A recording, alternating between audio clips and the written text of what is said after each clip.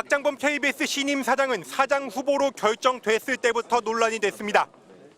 9시 뉴스 앵커로 윤석열 대통령과의 신년 대담을 진행하며 김건희 여사의 명품 디올백을 작은 가방이란 뜻의 파우치로 표현했기 때문입니다.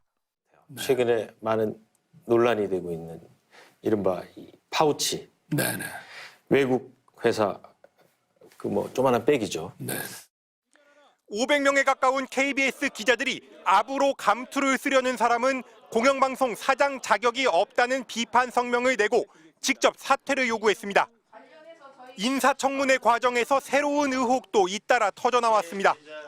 아들의 위장 전입과 스쿨존 속도 위반, 과태료 미납으로 인한 차량 가압류에 더해 사장 최종 면접도 전에 박민 사장이 교체 통보를 받았다는 증언도 나왔습니다. 면접 당일날 아침부터 박장범 후보가 될 거다라는 얘기가 소문이 돌았었고요.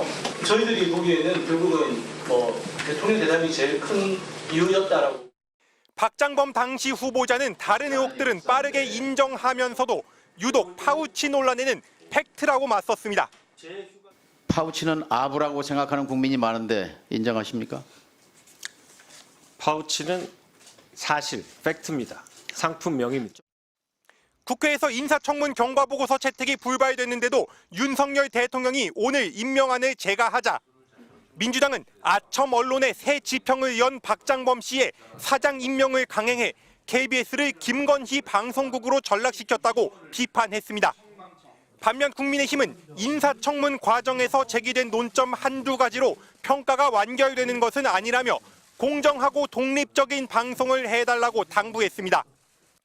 전국언론노동조합 KBS 본부는 낙하산 사장으로 부족해 대놓고 정권을 비호할 아첨꾼을 선택했다며 윤석열 정권의 사장 임명 과정 개입 의혹을 끝까지 파헤칠 것이라고 밝혔습니다. MBC 뉴스 손하늘입니다.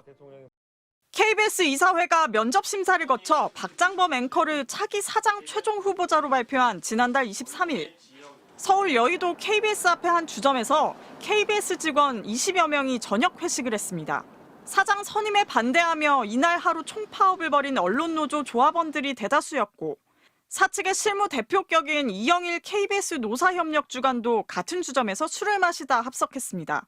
그런데 이 자리에서 나왔다는 2주간의 발언이 공개돼 논란이 일고 있습니다. 전날에 박민 사장한테 용산에서 교체된다는 통보를 했다.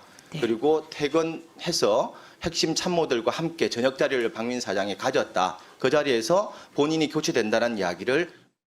박 사장이 면접 심사를 받기도 전에 이미 대통령실로부터 교체 통보를 받았다는 겁니다.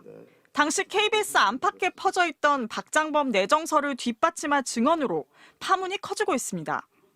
면접 당일날 아침부터 박장범 후보가 될 거다라는 얘기가 소문이 돌았었고요.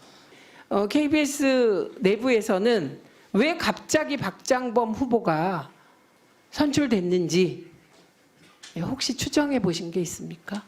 저희들이 보기에는 결국은 대통령 대담이 제일 큰 이유였다라고. 이영일 주간은 해당 발언을 한 적이 없다고 부인했지만 오늘도 추가 증언이 이어졌습니다.